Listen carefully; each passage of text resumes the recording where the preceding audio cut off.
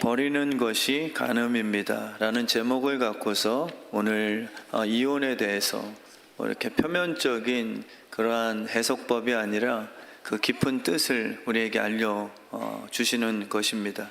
또 어린아이만이 천국에 들어갈 수 있다는 주님의 그 내용은 어떤 뜻인가 라는 것을 오늘 예배 통해서 그래도 성령님의 도우심 받아 깨닫게 되는, 진리로 자유케 되는 그 시간이 꼭 되었으면 좋겠습니다. 그래서 버리는 것이 간음인데 그것이 하나님이 원하시는 바가 아니죠. 하나님의 나라는 버리지 않습니다. 쓸모없는 것보다 사랑이 우선임을 깨닫게 해주십니다. 기능성이 아니라 존재로 바라보시죠. 그래서 우리가 변하지 않으면 우리도 역시 왜 버렸는가에 대한 이유를 이렇게 답하기가 어려워집니다. 세상의 원리는 왜 버리셨어요? 라고 물으면 고장났어요. 그러고 뭔가 합당한 이유를 찾게 되죠. 그러나 하나님의 그 성경적인 원리는 네 마음에 그 이유를 찾아라 라고 이렇게 깨달음을 주십니다. 버리지 않고 싶어하는 예수의 마음, 대신 자기 십자가를 져서라도 그 상대편을 살리고 싶어하는 그러한 진심이 있는가라는 것을 물으시죠. 그래서 여기서 오해하지 마십시오. 간음의 문제보다 내가 예수가 안 되는 것이 영적으로 또 하나님 말씀에 간음스러운 것임을 깨닫게 해주시거든요. 그래서 인간의 연약성은요, 때로는 실수할 수 있습니다. 그렇게 살라는 것이 아니라 그렇게 예수 믿고 구원파처럼 어차피 천국 가니까 이렇게 바람 피면서 음란하게 살면서도 천국 갈 수 있다라는 그러한 뜻은 아니지만 하나님께서 우리의 육신의 연약한 수준을 아시거든요. 그래서 이스라엘을 늘 가늠한 여인으로 비유하시면서도 본인은 또 안 떠나세요. 그러니까 더럽혀진 그 아내를 바라보시는 남편의 눈동자에 변함없는 그 사랑의 온도 수치죠. 그게 이제 복음의 본질적인 내용인데, 그래서 우리 주님께서 진짜 간음은 그 호세아서의 고매를 품지 못하는 호세아에게 있음을 이렇게 한 차원 높여서 생각을 하십니다. 그게 내 힘으로는 안 되지만 복음을 주신 거예요.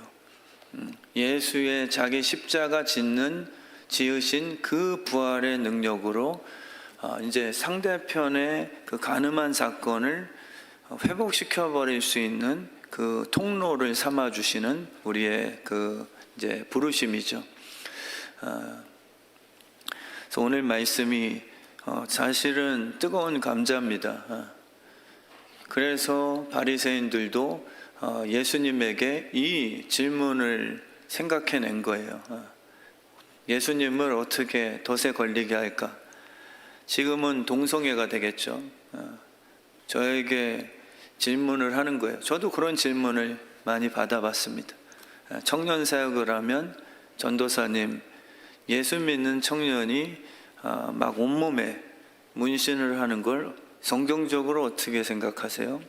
그러고 담배 피는 거가 구원에 상관이 있나요? 그래서 저는 막 신학에 능통치는 않았으나 그때 기도를 많이 했어요. 그럼 성령님이 주시는 깨달음대로 순간 얘기했던 게 네가 잘 알잖아. 뭐 이렇게 되물었어요. 너는 네가 천국 갈 것 같냐? 뭐 이제 본인은 저는 담배 핀다고 천국 못 가지 않을 것 같은데요. 뭐 이런 식이 그럼 너는 그렇게 생각해? 라고 이제 되묻고 이랬거든요.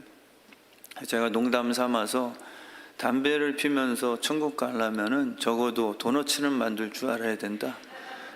그리고 그 연기를 갖고 십자가 정도는 막 해가지고 십자가가 나와야 그래도 주님께서 담배 피는 녀석 참 이게 십자가 나온다. 이렇게 농담 삼아 했지만 사실 그런 질문은 시험거리입니다.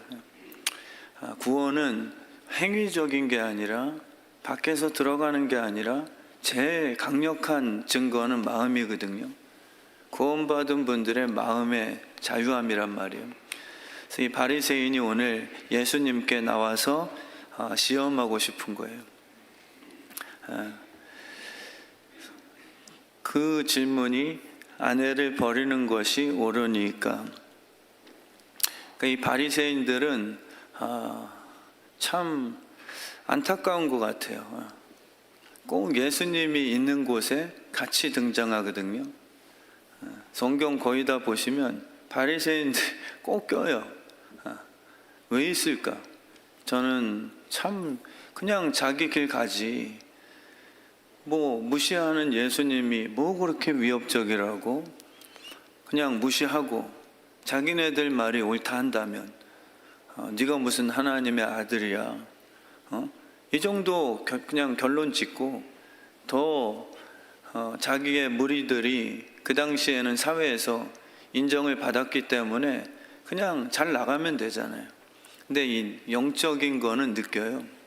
본인들이 아는 거예요. 분명히 잘 나가는데 신경 쓰이는 사람 있죠. 우리 관계 속에서도요. 내가 다 잘난 것 같은데 그 사람만 등장하면 왠지 내가 좀 초라해지고 다 들킨 것 같고 뭔가 조금 이렇게 내 스스로가 유치해 보이고 작아 보이고 이런 관계 있잖아요. 그냥 무시해도 괜찮은데 무시 안 되는 듯. 그러니까 바리새인들의 마음에 그 영적인 어두움이 예수님을 이렇게 알아본 거죠, 사실. 아닌 척하고 있지만. 그래서 바리새인들은 꼭 예수님 가는 곳마다 등장해서 설교 듣는 데는 앉아 있단 말이에요.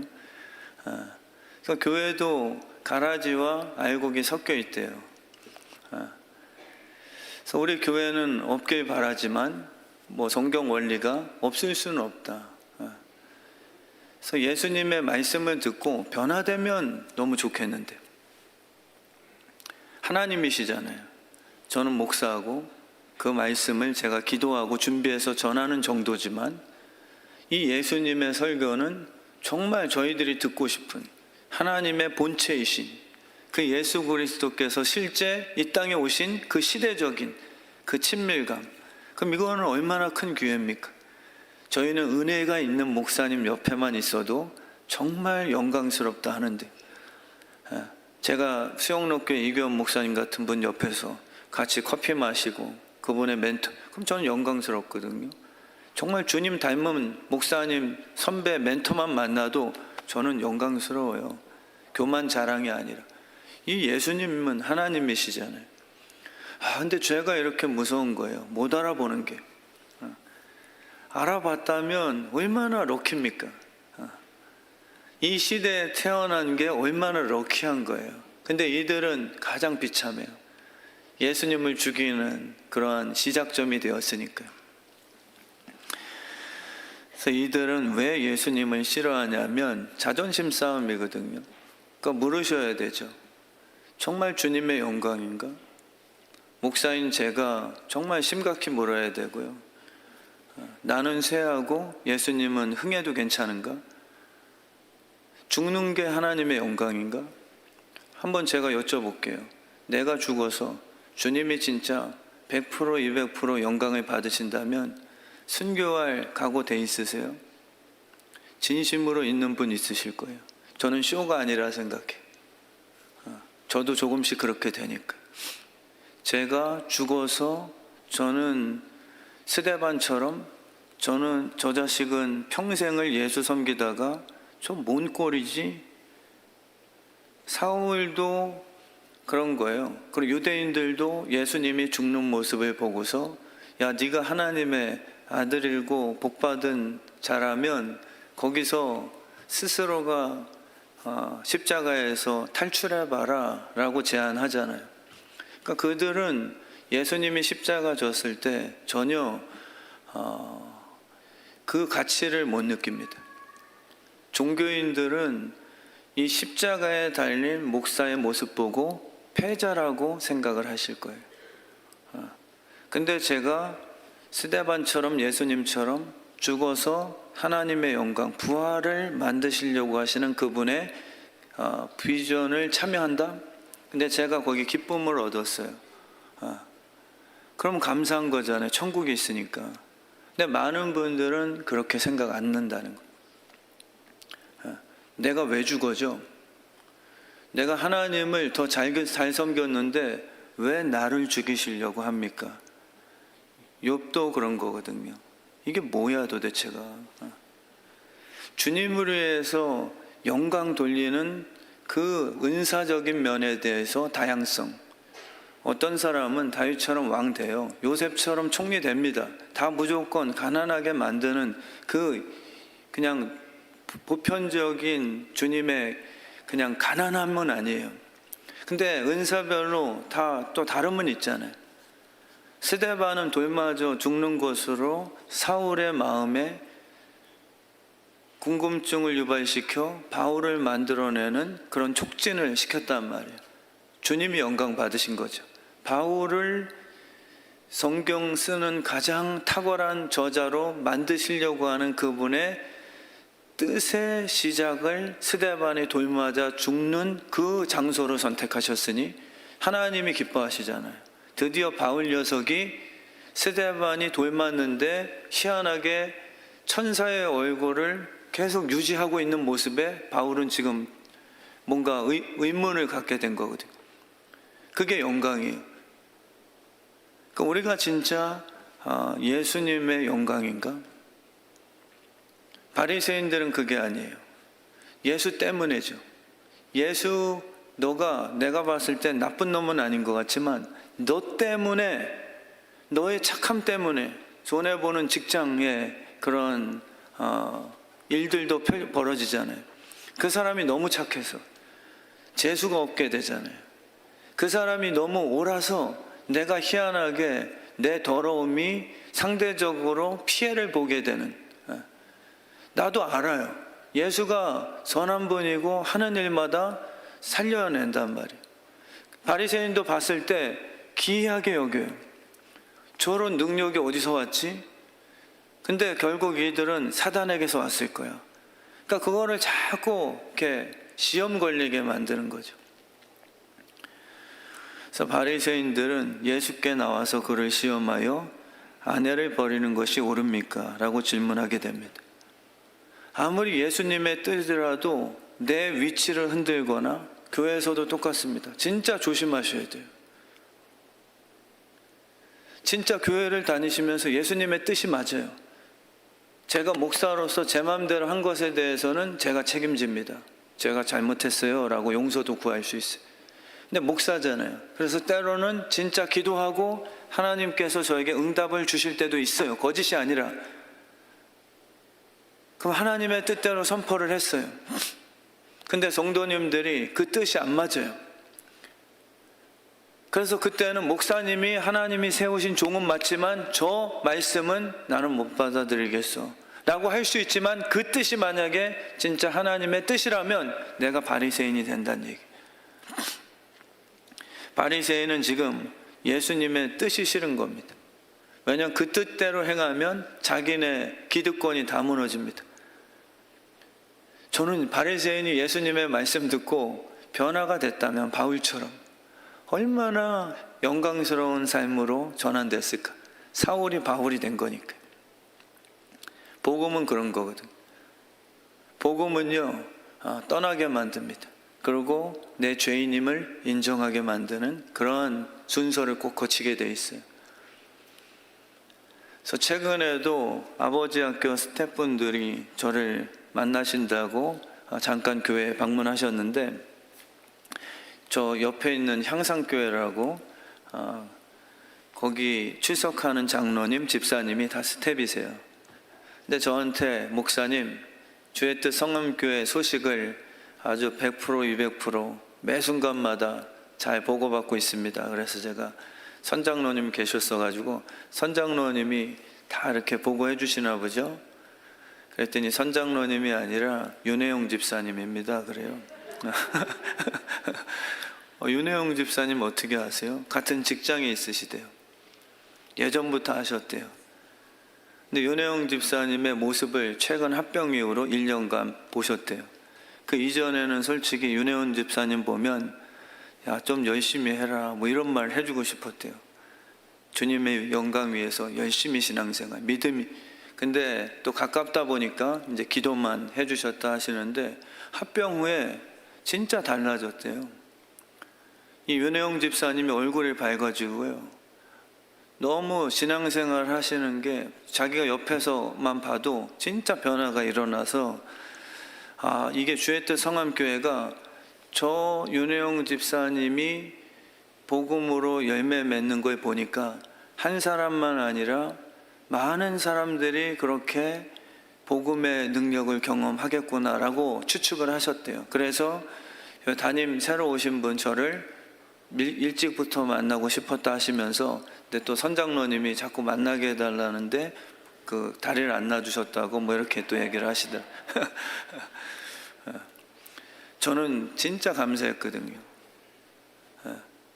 저에 대한 칭찬보다 목사님 훌륭하시다며가 아니라 그 집사님이 변화된 모습이 저를 진짜 행복하게 만든 거거든요. 바리새인이 예수님 말씀 듣고 겸손하게 아멘하면 반드시 변화돼요. 살아있기 때문에.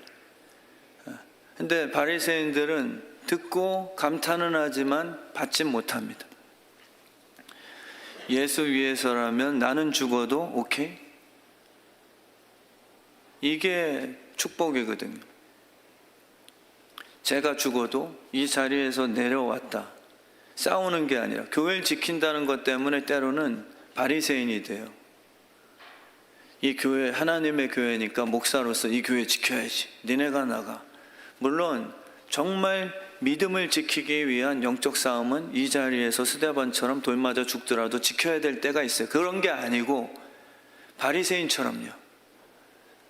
여기에 어떠한 재정 문제, 기득권 문제, 이러한 생활하는 삶에 먹고 사는 문제가 다 끼어 있어서 놓지 않으려고 하는 종교적인 그 부분은 진짜 하나님이 아니라고 말씀을 하시는 거예요. 그렇게 안 해도 괜찮다. 너희는 무엇을 먹을까 마실까 입을까 염려 안 해도 제발 그것 때문에 그냥 하는 말이 아니라 이 모든 것은 내가 책임져 주는 그 공동체야. 왜 누가 더 크냐 싸움을 자꾸 하냐라고 물으시는 거죠. 이 바리새인들은요, 아무리 예수 뜻이라도 내 자존심 건드리면 나는 가만히 있지 않겠어. 이게 바리새인들이에요. 아무리 예수님 뜻이더라도 내 마음 찌그러뜨려 놓으면 나는 못 참는다. 이게 종교인의 특징입니다. 비참한 거예요. 누군가는 계셔야 돼요. 내 삶에 예수 그리스도 당신의 말씀이라면 내가 정말 순간적으로 수치를 겪고 내가 무너지는 것 같고 손에 끼치는 것 같아도 주님 말씀이 맞다면 성령님이 도와주실 거니까 분별이 가능하다면 주님 저 그 말씀 100% 신뢰하며 그 말씀 순종하며 살게요. 이게 사실 우리의 가장 큰 축복이죠. 그래서 바리새인들은 예수님을 죽이고 싶어요. 항상 예수님을 죽이고 싶어요. 제가 복음을 전하는 목사이면요, 우리 교회 안에서도 다 안 좋아하실 거예요. 제가 진짜 설교에 매번 죽을 써서 큰 문제면 제가 알아서 그만둬야 돼요. 기도도 않고 뭔가 진짜 말씀에 깊이 없고 이상한 종교 얘기만 하고 정치 얘기하고 그럼 제 문제죠. 근데 진짜 은혜로 제가 복음을 선포해요. 진심으로. 그렇다고 해서 다 만족하지 않아요. 핑계대는 게 아닙니다. 왜냐하면 마귀도 존재하기 때문이에요. 예수님을 죽이고 싶은 이유를 한번 생각해 보세요. 왜 예수님을 죽이고 싶어요? 술 마시지 말라 그래서요. 마약하지 말라서 그런 거예요. 내가 하고 있는데 그것이 내 삶의 쾌락이거든요. 주님께서는 내가 언제 그렇게 너를 그런 식으로 행복하라고 내가 말해 준 적이 있더냐? 그거 아니야. 잘못된 길이야. 그건 육적인 거야. 이방인들이 구하는 거야. 왜 내 자녀가 그렇게 살아? 이거를 주님이 진심으로 자꾸 깨닫게 해주시는 거예요. 이때 우리는 아버지 말씀 옳죠. 이렇게 돌이켜야 되는데 고집이 너무 세요. 그래서 종교 바리새인이 돼요. 바리새인들이 생각보다 많단 말이에요. 그래서 하나님의 말씀은 다 자녀의 행복을 위한 부모의 지혜입니다. 진심으로 예수님께 바리새인들이 진짜 예수님을 사랑했더라면 이런 식으로 묻지 않죠. 바리새인들의 목적은 죽이는 것밖에 없어요. 우리 스스로 물으셔야 돼요. 진짜 성도 간에 뭔가 물으실 때 있죠. 성도 간에 대화하실 때요. 마치 부모님들이 자녀들에게 놀다가 들어왔으면 손 씻어라. 왜 그렇게 말씀하세요? 손 안 씻고 밥 먹으면 내 자녀 아플까 봐죠. 손 안 씻으면 감옥에 보내기 위한 CCTV 감시가 아니에요. 바리새인은 항상 그렇게 합니다. 간음하다 걸린 여인을 주님께 데리고 왔을 때도 어떻게 하면 저 예수를 걸어버릴까? 하나님의 말씀을 이용해서 사람을 덫에 걸리게 만드는 사람들이 있어요.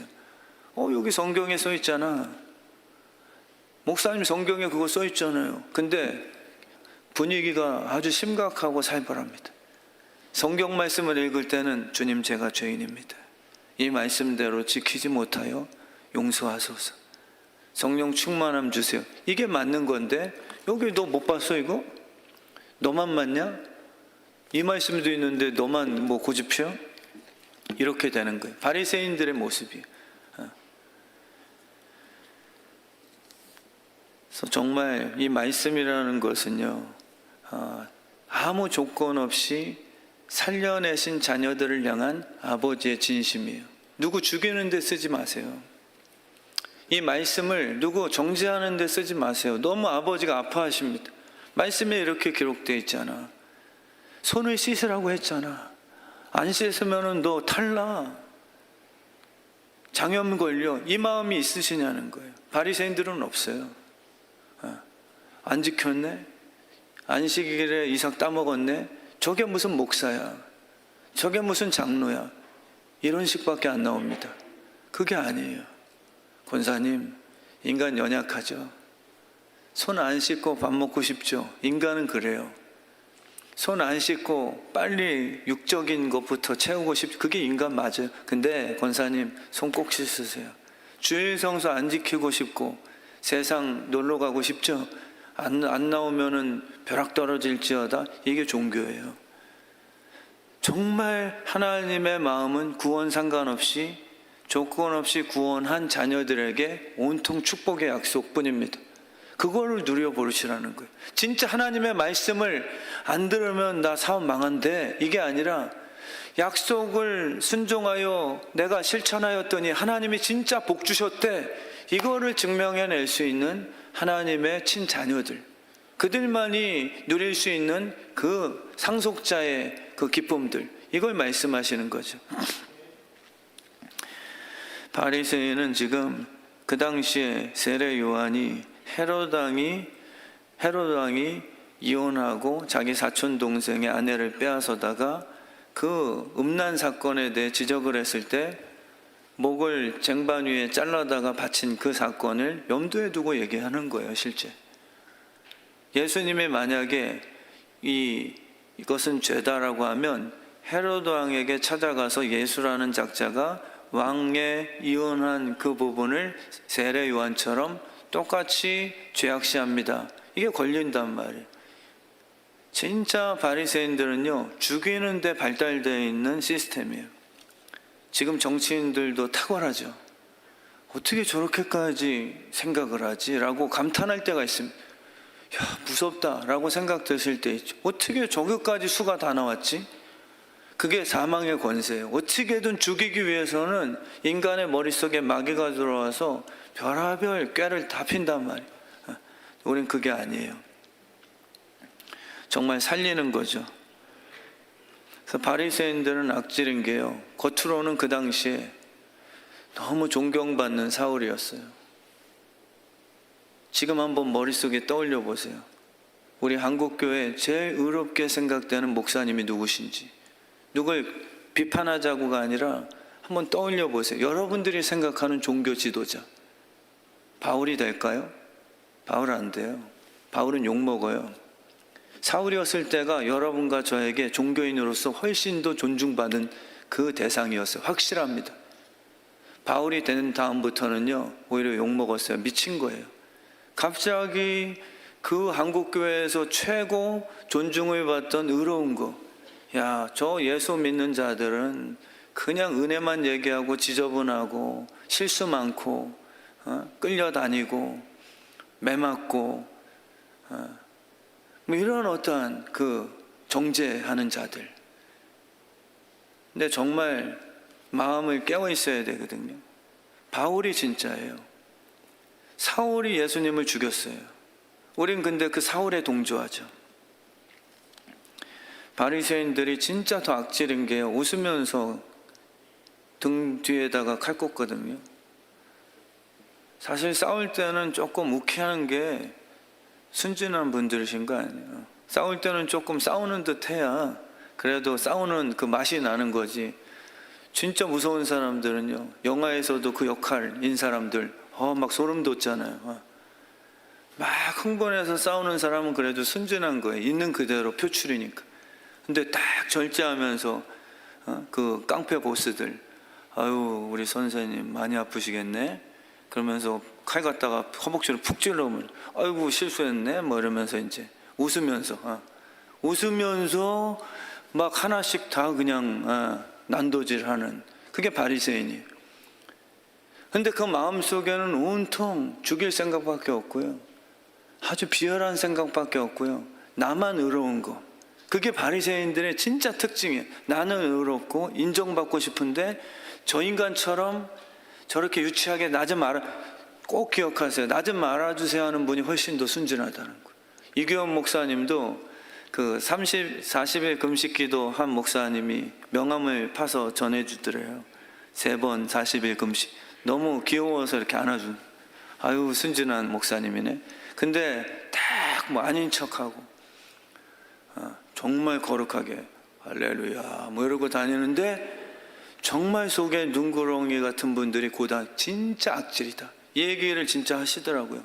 목회를 하다 보니까 겉모습은 너무 착한데 속마음에는 온통 자기 사람, 내 인기, 내 의로움 이걸로 가득 찬, 그게 바리새인들이거든요.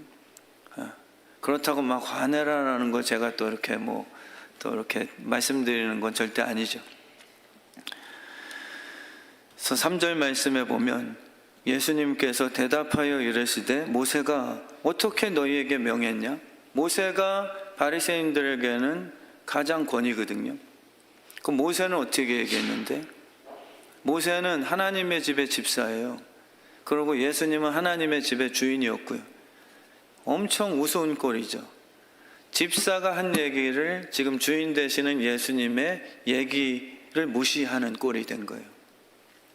그럼 니네가 가장 권위 있게 생각하는 모세는 어떻게 이혼에 대해서 얘기했냐라고 물으니까 그들이 이혼 증서를 써서 버리는 것을 허락하였습니다 라고 답을 줬어요. 모세는 이혼 증서 써서 버려도 괜찮다라고 답을 주었습니다. 근데 예수님은 아무리 봐도 이혼하지 말라, 사랑이 항상 우선이니까, 이 답을 나올 것 같으니까 예수님이 그렇게 말하면 모세의 법을 어기는 자 되어서 율법을 어기면 사형이잖아요. 그러니까 완전 지금 덫을 놓는 거예요. 예수님께서는 너희의 마음이 완악하기 때문에 하나님께서 모세에게 허락한 것이다 라고 얘기하세요. 이 이혼 증서를 써줄 수 있는 건 너희가 완악하기 때문이야. 그 아내들 더러운 남편들로부터 자유시키려고 그나마. 옳은 게 아니라 더럽기 때문에 허락된 법이라는 걸 아세요? 이게 율법의 정신이 아니라 인간들이 더러워서 준 율법임을 아세요? 교통 신호 체계는 사람들이 질서 있게 보이죠? 아니에요. 사람들이 그거 없으면 누구나가 먼저 가려는 욕심이 다 튀어나와서 그걸 시스템화 만든 거예요. 우리는 착각하죠. 선진국이네. 야, 교통 체계가 잘 돼 있네. 근데 사실 그게 없으면 우리는 수준이 얕아요. 뭐 엉긴단 말이에요. 니네가 악하기 때문에 준 게 율법이야. 율법을 지켜야 천국이 아니라 너희들은 가만 내버려 두면 돈이 힘이기 때문에 사형선고, 지 생명은 그래도 귀하게 생각하기 때문에 이 정도 법 테두리를 안 해놓으면 그 더럽고 악한 남편들이 힘없는 이 아내들을 성놀이객감이나 다 그때 그랬거든요. 칠거지약이 있잖아요. 칠거지약 중에서 아내 버려도 되는 이유를 그렇게 설명하잖아요. 아들 못 낳는 자. 제 아내도 버려도 되는 거예요.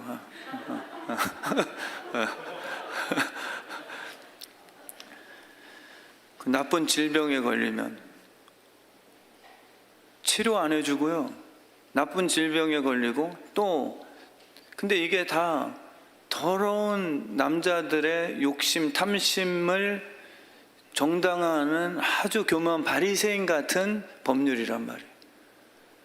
예뻐서 결혼했는데 조금 살다 보니까 나이 들고 쭈글쭈글해지고 안 예쁘니까 젊은 예쁜 여자가 눈에 띄다 보니 아내는 버리기에는 야, 저 여자, 저 남자, 젊은 여자 눈 맞아서 저 목사 친 아내를 버렸대 라는 얘기는 듣고 싶지 않는 게 우리의 죄인들의 아주 진짜 잔인한 의롭게 되고 싶어하는 회칠이거든요. 차라리 내가 죄인이다라고 얘기하면은 그 사람은 정직한 거예요.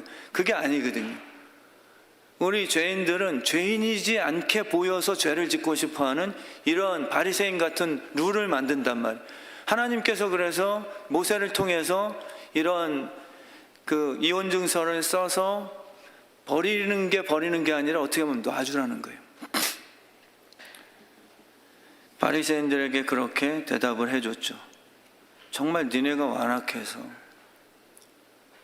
여자를 무슨 성노리객감이나 그러고 그냥 막 부리는 사람처럼 하나님의 원래의 창조 원리 아니에요. 그렇다고 그럼 하나님께서 포기하신 건가? 그게 아니죠. 5절 말씀부터 나오면 이어서 대신 설명을 해주십니다. 모세를 통해 인간들이 완악하다 보니까 어떠한 그 장치로서 이혼증서 써주라라고 허락된 것 같으나 나는 포기는 안 할 거야 라고 하는 게 6절 말씀부터예요. 너희 실력을 갖고서는 죽고 못 산다 하면서 결혼한 그 부부들도 결국은 자기 자존심을 견디려 놓거나 아내가 병들거나 쓸모없어지거나 덜 이뻐지거나 하면은 사람 마음은 너희 편해. 그러고 남편이 돈 있다가 갑자기 망하면 희한하게 내 마음에 그렇게 멋있던 남편인데도 싫어지기 시작할걸. 이게 그냥 누군가 개인에게 제가 악담하는 게 아니라 인간의 증상이에요. 목사님 저까지도요. 주님이 그걸 말씀하시는 거고, 그렇지만 내가 포기 안 할 거야. 내 창조 때의 너희들의 모습은 어떤지 설명해 줄게. 그러니까 이렇게 살라고가 아니에요. 하나님이 창조하셨을 때 너희의 원래 모습, 내 작품은 어떻는지 알아? 이걸 설명해 주시는 거예요. 지금에 와서 율법으로 내가 짝지어줬으니까 헤어지는 이혼자들은 무조건 범죄야, 다 죽일 거야, 천국 못 가, 이게 아니에요. 너희들은 이혼할 수 있어. 내가 써줬어. 그러고 오히려 나쁜 자식들아, 남자들아, 놔줘라 제발. 저는 이럴 것 같아요. 하나님, 제발 붙들고서 니네 안 해요. 남자들에게 복종하라. 이 말씀 오직 딴 거 외우지도 못하면서 유일하게 그 말씀 하나 붙들고서 안에 두드려 패면서 바람 피면서도 이 말씀 안 지켜? 그거는 진짜 하나님 심판대 앞에서 그 5대 많고 2대 더 맞는 비 오는 날에 먼지 나게끔 맞는 그 남성들일 거예요. 저는 그렇게 생각해요. 제발 놔줘라. 근데 하나님께서 포기하지 않는 유일한 게 뭐냐면 다시 만들겠다예요. 우리에게 이혼하지 마, 우리에게 그렇게 살지 마라는 율법의 요구가 아니라 너희들은 이혼증서 써줘야 돼. 그렇게 안 하면 하나는 죽어나가. 그게 인간이다. 그거를 인정하셨어요. 아멘이시죠? 조금 더 누가 더 참고 사느냐, 자녀 때문에 참고 사느냐. 여기 이혼 한 번도 생각 안 한 분들 계세요? 저 빼고? 제 아내도 생각했다는데 저는 진짜 생각해 본 적이 없거든요. 너무 잘생겨서 부담된다 그러더라고요. 그건 농담이고요.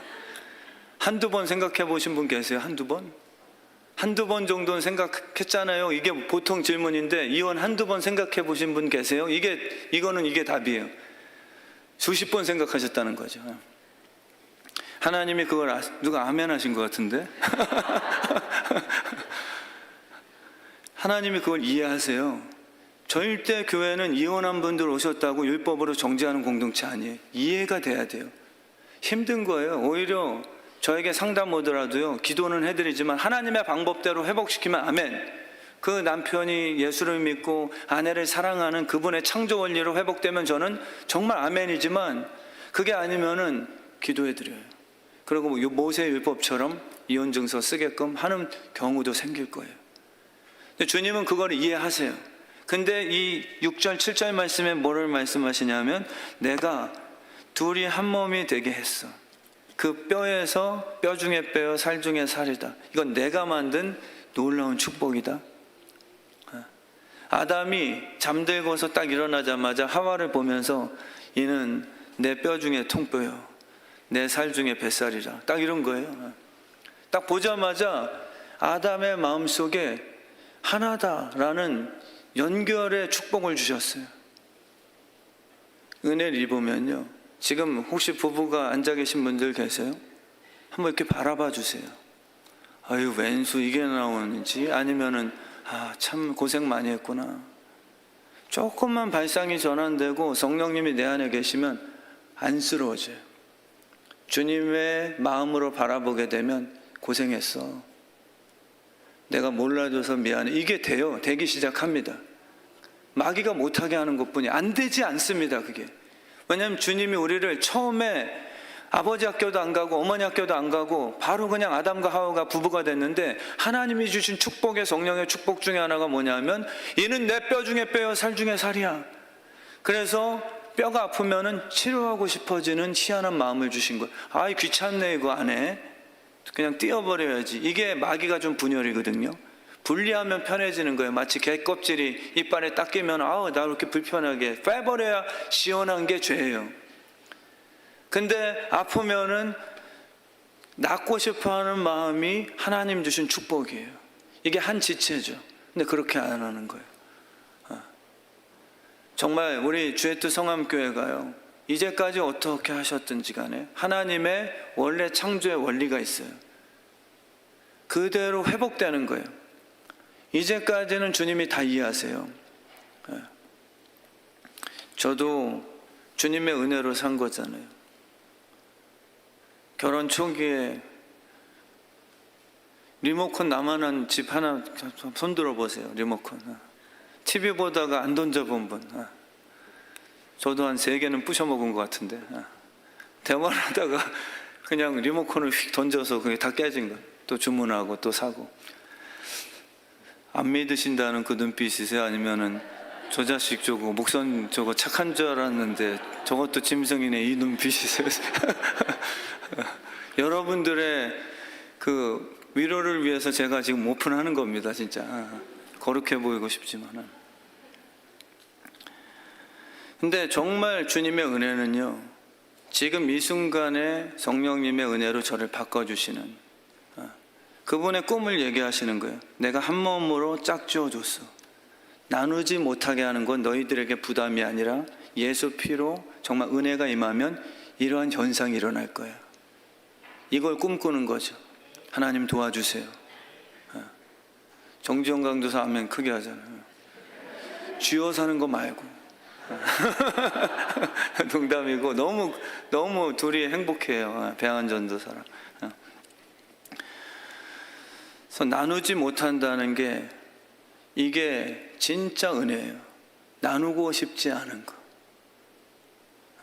자녀가 죽으면 못 사는 부모의 심장, 이게 주신 축복이거든요. 목사도 그런 거죠. 그래서 그 아내를 버리고 다른 데에 장가드는 자는 본처에게 간음하는 거다. 이 말씀을 덧붙여서 주신 거예요.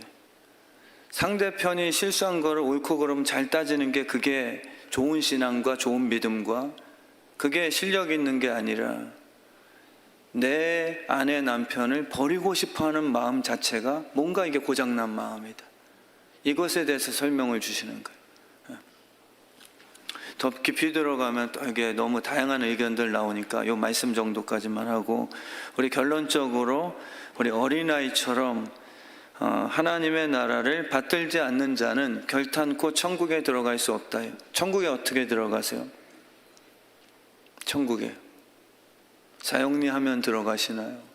구원의 확신이 어디 있습니까? 성경은 생각보다 종교적으로 설명 안 해요. 성경은 생각보다 귀신 쫓아낸 기능성, 능력, 내가 주의 이름으로 선교한 거, 이걸로 구원에 대해서 설명을 안 하세요. 오해하지는 마세요. 하지 말자가 아니에요. 성경은 희한하게 주여 주여 주여 삼창 잘한 기도자들, 그걸로 구원을 허락하시는 법이 없어요. 왜냐면 오히려 모른다고 하시니까.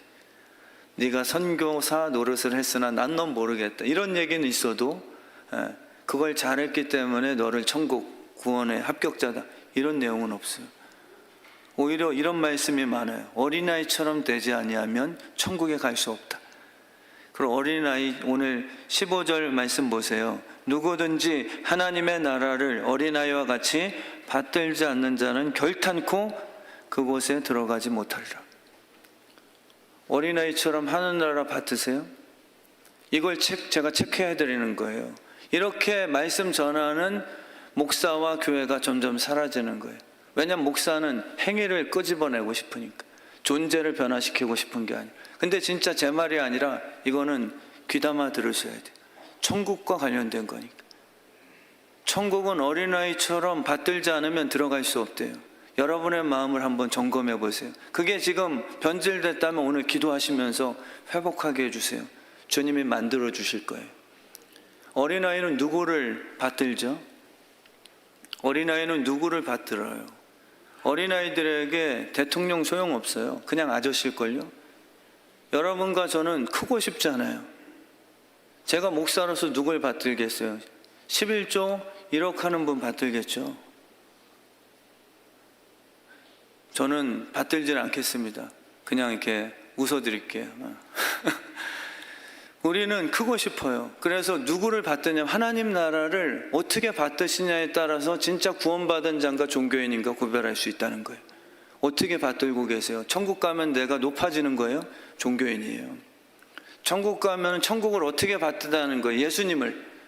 예수님을 이용해서 자의정, 의정, 제자들처럼요? 그건 아주 구원받지 못한 거예요.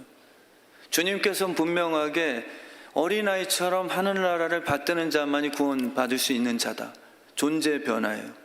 아버지처럼 엄마처럼 받드는 자들, 이게 어린아이인데 특징이 그 아이들만 천국에 들어올 수 있다라고 분명히 말씀, 결단코라는 단어 갖다 붙이셨어요. 윤석열 대통령께서 우리 교회 왔다 그래서 만약에 우리 이동영 목사님 딸 하은미가 몇 살이지?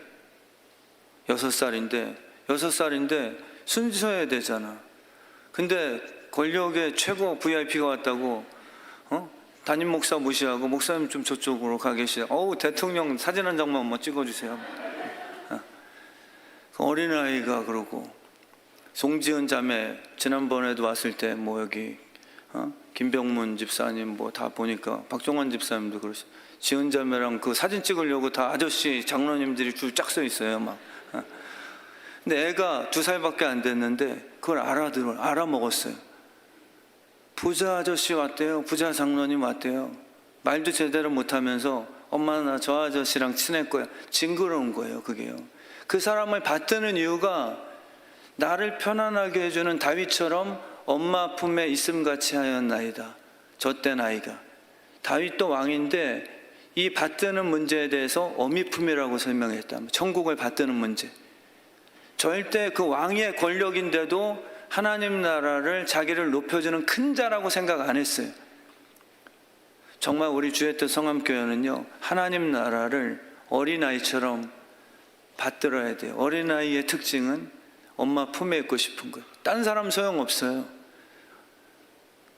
딴 사람이 안아주면 아무리 유명한 사람들라도 울기 시작하는 거예요. 그걸 원하세요. 주님 진짜 기뻐하세요. 엄마들은 은근히 기쁘시죠. 근데 애가 조그맸을 때 딴 나보다 이쁜 권사님이 와서 한번 안아볼까 했는데 애가 얼굴 미모만 보고서 엄마보다 이쁜 권사님 왔네? 그러고 막 쫓아가요. 그럼 은근히 기분 나쁘실 거잖아요. 근데 아무리 누가 오라 그래도 잠깐 갔다가 울면서 엄마한테 갈 거야 그러면은 솔직히 기분 좋으시잖아요. 하나님께서 그걸 원하시겠다는 거예요. 어린아이처럼 하나님의 나라를 받들 수 있는, 정말 오늘 예배를 통해서요, 그게 그 자가 큰 자예요. 커지려고 노력지 마시고요, 주님이 사랑해 주실 수 있는 존재가 천국에선 큰 자예요. 이미 우리는 큰 상속자가 된 겁니다. 천국은 상속자를 찾는 아버지의 마음이지 실력 있는 엘리트들을 캐스팅하는 대기업이 아니란 말이에요. 천국은 상속자를 찾으시는 거예요. 그래서 이처럼 하시는 거예요. 시험이 아니라 예수의 피로 자녀를 찾는 싸움을 하시는 거예요. 그게 저와 여러분이 된 거죠. 그 얼마나 하늘에서 큰 자입니까? 진짜 하나님의 자녀가 된 건데, 이 은혜를 오늘 정말 충만히 누리는 이 시간 되길 주의 이름으로 축원합니다. 우리 시간에 찬양하고 잠깐 기도하는 시간 갖도록 하겠습니다.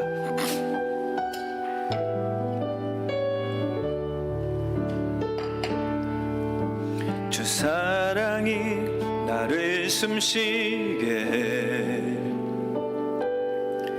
세상 그 어떤 어려움 속에도 주 은혜로 나를 돌보시며, 주 은혜로 나를 돌보시며,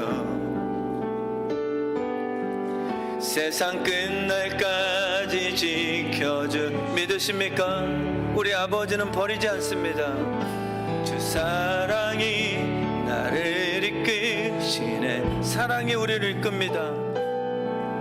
내가 갈 수 없는 우리의 실력이 아니라 우리 아버지의 사랑이 나를 끝까지 이끄십니다. 사랑 나를 붙드시며 세상 끝날까지 인도하시네. 주님만이 내 아픔 알며,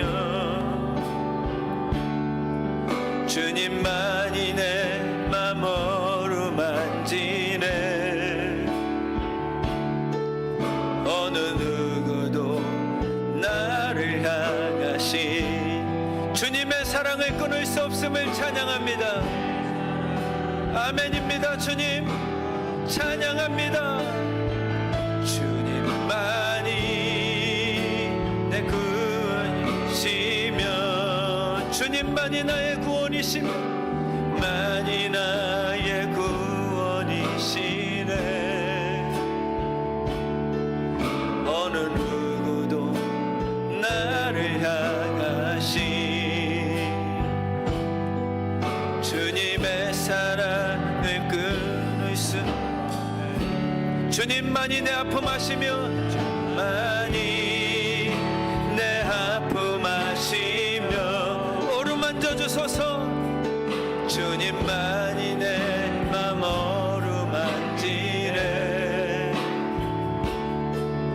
어느 누구도 나를 향하신 주님의 사랑을 끊을 수 없으니, 주님의 사랑 주님 감사합니다. 주님만이 내 능력이시니, 주님 내 능력이시며, 주님만이 나의 구원이시네. 어느 누구도 나를 향하신 주님의 사랑을 끊을 수. 우리 마지막으로 두 손 높이 들고 주님만이 내 아픔 아시며, 주님이 만져주십니다. 주님만이 내 주님 치료하소서. 성령님 어느 누구도 나를 향 주님의 사랑으로 충만케. 주님의 사랑 아멘입니다. 주님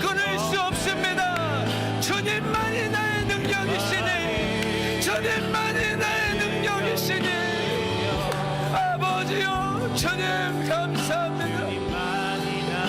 주님만이 나의 구원이시여 주님 세워주소서. 나를 향하신 주님의 사랑을 끊을 수 없네.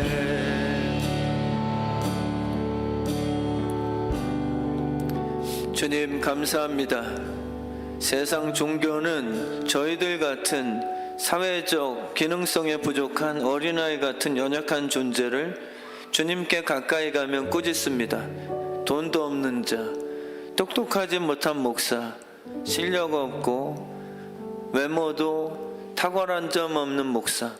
그러나 주님이 그 어린아이 막는 제자 향해 꾸짖으셨습니다. 너희는 아직도 모르냐? 그들이 내게 오는 걸 용납하고 금하지 말라. 하나님의 나라는 진짜 이런 자의 나라. 이런 어린아이들이 아버지 없으면 슬퍼하고 엄마 없으면 불안한 것이 죄의 증상이 아니라 하나님의 나라를 그렇게 받드는 자만이 아버지와 함께 할 수 있음을 깨닫게 하셨습니다. 주님, 이 시간 안아주십시오. 행복하게 하시고 어린 자녀 되어 상속자로 복누리게 하소서. 이 시간 드리는 헌금도 또 드리는 찬양에도 기름 부어 주시옵소서. 예수님의 이름으로 기도드렸습니다. 아멘.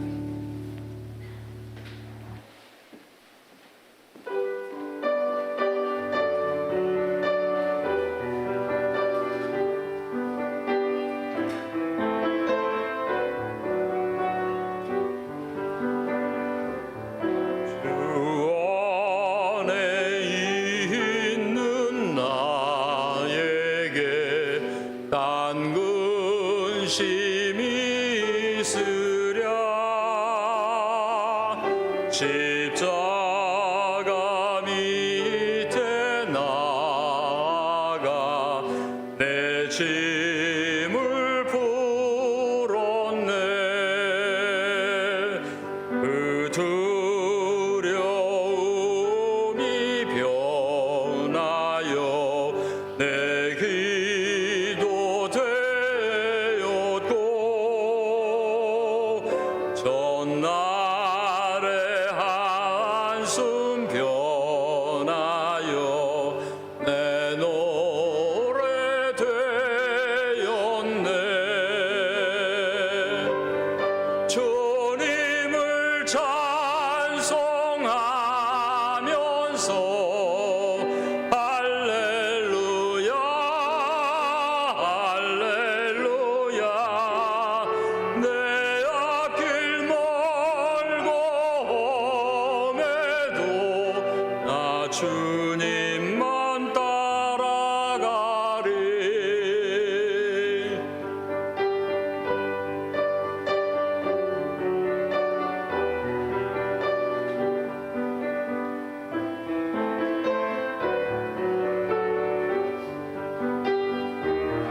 내 주와 맺은 언약은 영불변하시니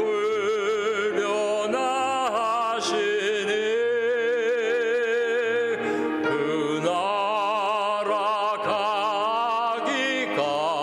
가기까지는 늘 보호하시네.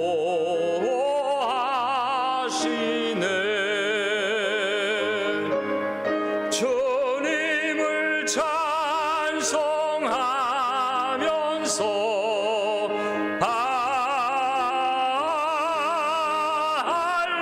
할렐루야. 내 앞길 멀고 험해도 나 주님만 따라가리. 나 주님만 따라가리.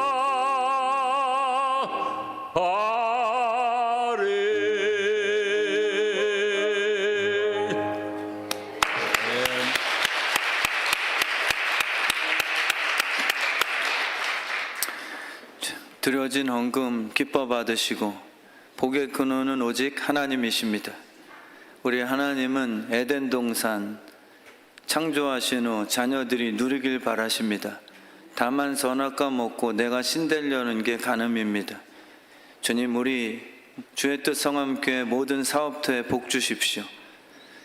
흘러넘치는 터가 되게 하시고 흘러넘치는 샘터가 되게 하셔서 하나님의 비전을 마음껏 펼쳐드릴 수 있는 쓰임 되는 공동체 삼아 주시옵소서.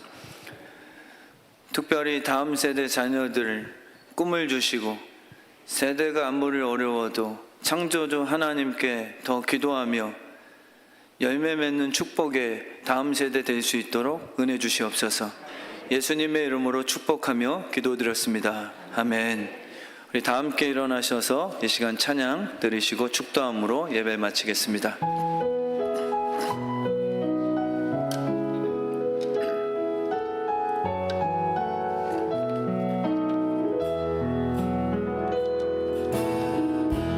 하늘에 계신 우리 아버지,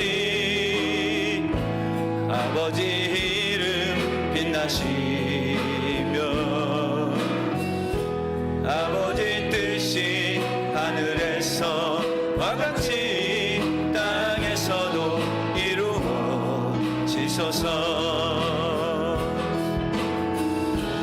우리에게 일용할 양식 주시고 우리의 죄를 용서하시고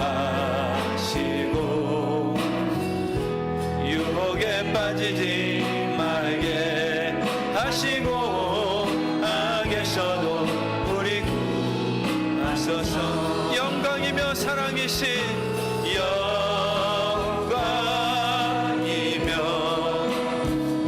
사랑이신 우리 주님께 처음과 같이 이제와 항상 우리 좋으신 주님을 향해 영광 받으소서.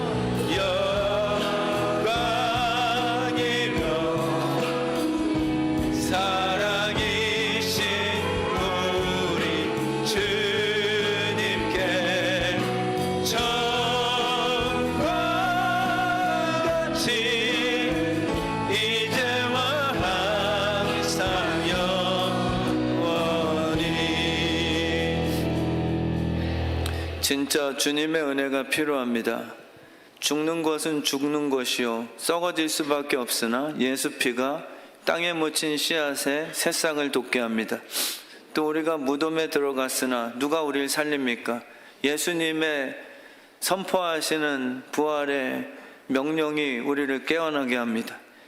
모든 것은 주의 은혜의오니 오늘 머리마다 덮으소서. 더러운 귀신이 떠나갈지어다. 병든 부위들이 치유받을지어다. 우울증, 공황장애, 불면증, 상처들이 치유받게 될지어다. 지혜를 부으시고 한 주간도 승리케 하시며 사업터들마다 복의 복 형통케 하셔서 썩어지는 창고가 아니라 정말 이 마지막 때 선교와 교회와 하나님의 나라 위에 마음껏 쓰임받을 수 있는 축복된 통로로 삼아 주시옵소서. 이제는 머리 대신 예수 그리스도의 은혜와 하나님 아버지의 극진하신 사랑하심과 성령 하나님의 교통 역사하심이 어린아이를 영접하고 어린아이처럼 하는 나라를 받들어 하나님 나라의 주인공 되기 원하는 주 자녀들 머리 위에 영원토록 함께 있을지어다. 아멘.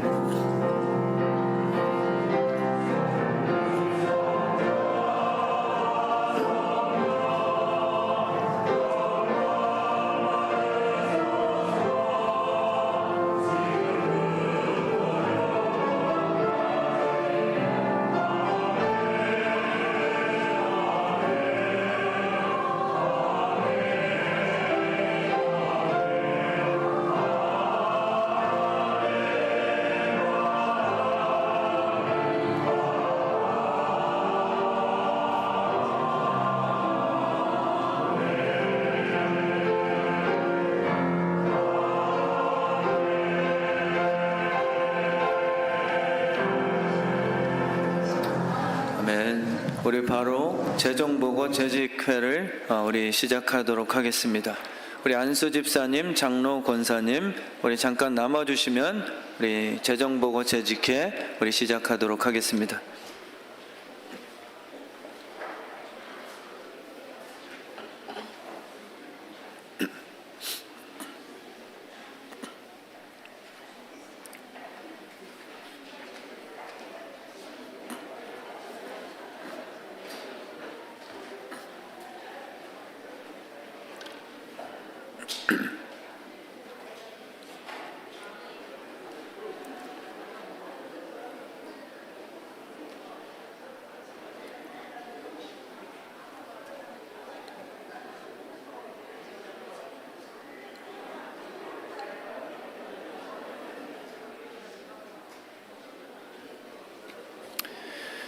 오늘 재직회는 지난 1년 동안에 하나님께서 우리 교회 재정으로